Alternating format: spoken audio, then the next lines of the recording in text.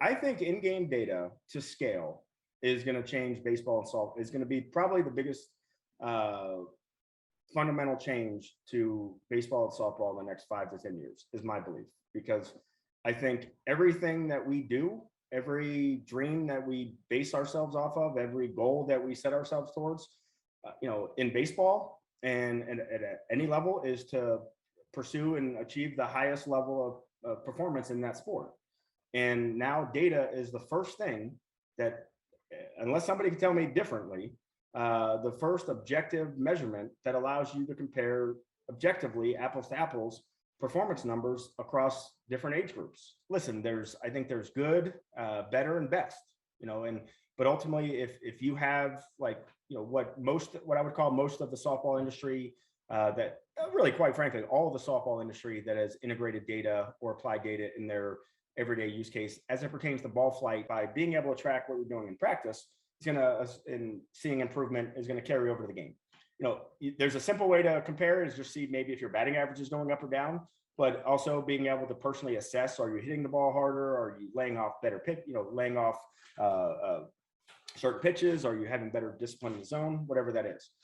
But also being able to sit there and compare and really start using softball and baseball applications where you may be able to see, and this is where data gets really fun, because you get to dive in deeper and ask better questions, because you as a softball player may have the same average exit velocity of what it takes to play at the average collegiate level and all the hitting metrics of it.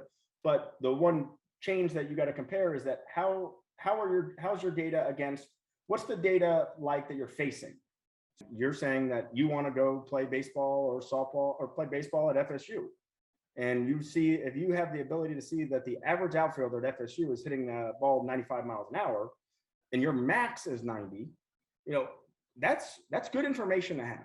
You're basically taking the best players with the best data in high school are making it to the collegiate level. When an amateur player can see their numbers, Amanda Scarborough, imagine Amanda Scarborough being a pitcher and throwing at Texas A&M right now, and any player for the Alliance, having their data to see their data compared to Amanda Scarborough. Well, Amanda Scarborough was made up by her data, right?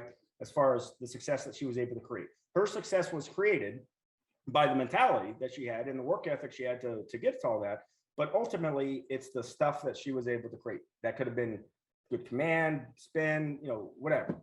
But the recollection and the artifacting it provides, it's huge. I mean, right now I ask you, about credit score. What's your credit score? And you throw out a number. Well, if somebody doesn't know anything about credit score, they don't know if your number is good or bad. But if you can tell them what good credit score is and bad credit score, you know if you have good credit.